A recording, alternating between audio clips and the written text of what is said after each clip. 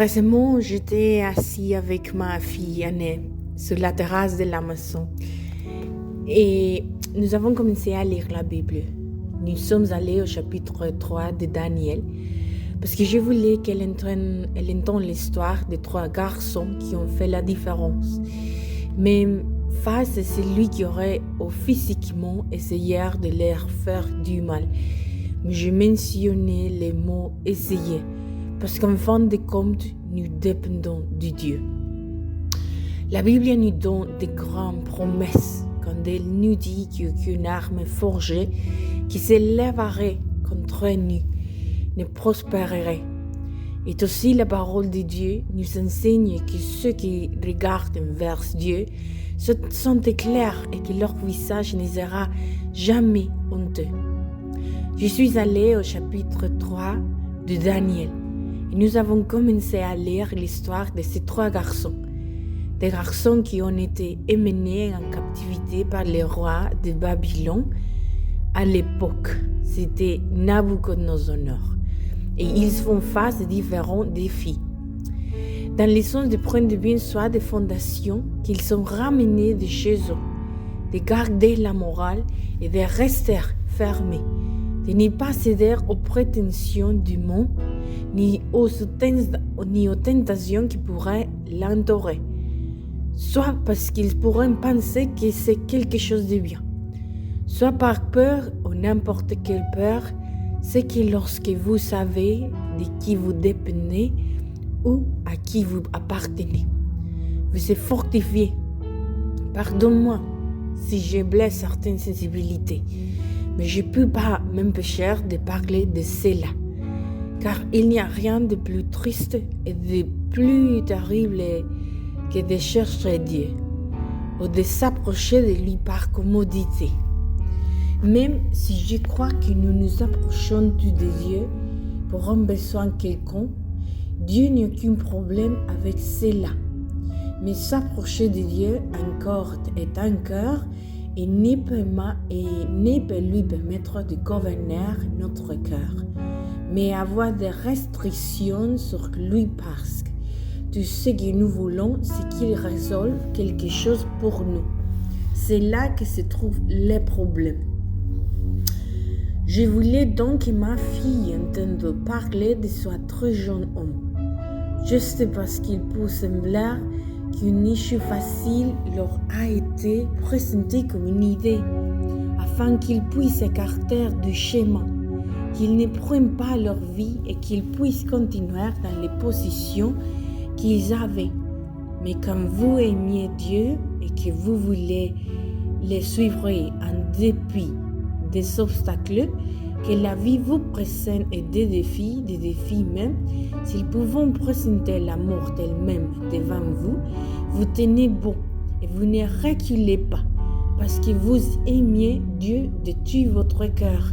Vous pouvez faire des reculs pas parce que vous aimiez Dieu et vous aimez ces choses. Donc, dans le livre de Daniel chapitre 3, ce chapitre 21 parlait de ces 3 garçons, mais je vais aller au verset 15 pour synthétiser un peu les points que je veux que nous sachions. Et ce que je vais nous enseigner là, à travers le fait de rester fermé en Dieu et de ne pas être des chrétiens pour la commodité. Dans Daniel chapitre 3, verset 15, il est dit, ce qui suit, je veux d'abord vous mettre dans le contexte. Il y a le roi de Babylone, Nabuchodonosor.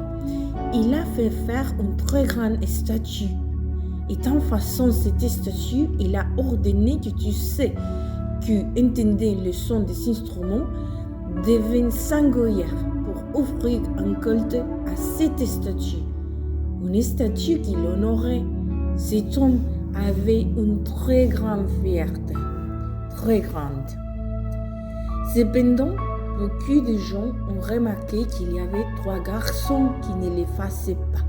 Et chaque fois que la trompette et la chithare et tous ces instruments étaient sonnés pour que les gens s'ennuyaient devant cette statue, ils ne l'effaçaient pas Alors ils ont déposé la plainte auprès de Nabuchodonosor.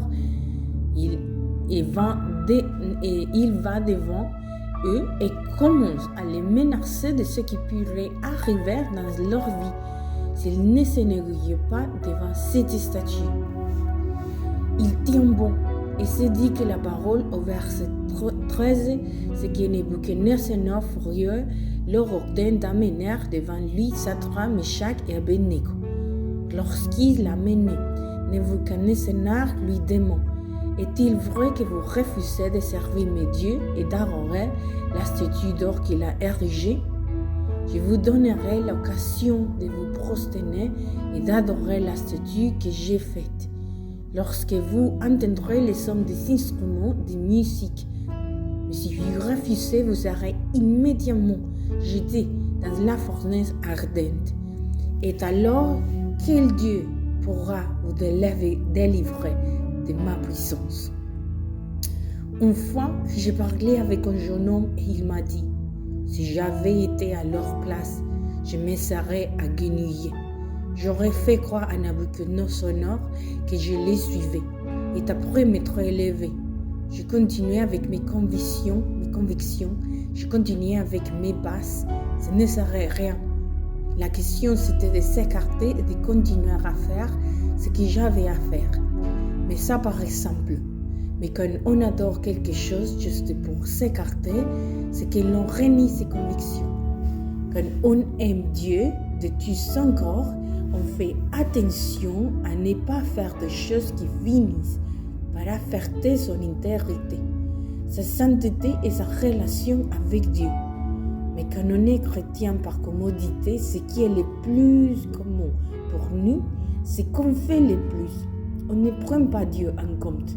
Simplement, quand il peut résoudre un problème et un besoin, ces gens savaient et qu'ils croyaient, ils savaient à qui ils devaient leur vie.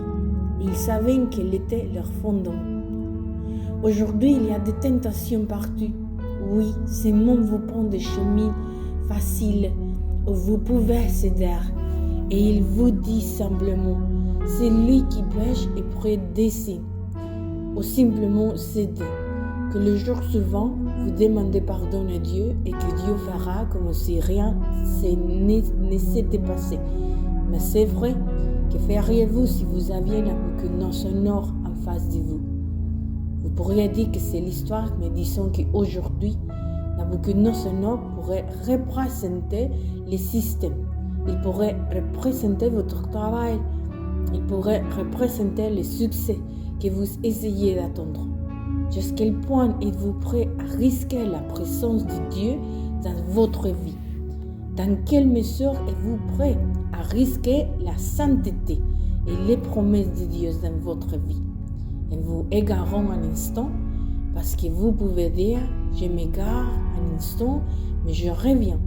Et si vous ne revenez pas, dans quelle mesure êtes-vous prêt à garder l'amour de Dieu?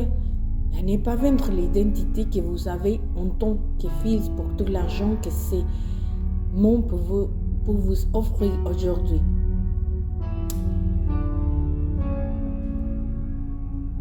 Alors, Père, je te remercie pour ces paroles. Je prie pour chaque personne qui la reçoit et je demande au nom de Jésus que si nous vacillons dans la foi, s'il y a une faiblesse en nous, par ces paroles, nous puissions être fortifiés et affirmés pour rester debout, Seigneur, et ne pas reculer au nom de Jésus. Amen.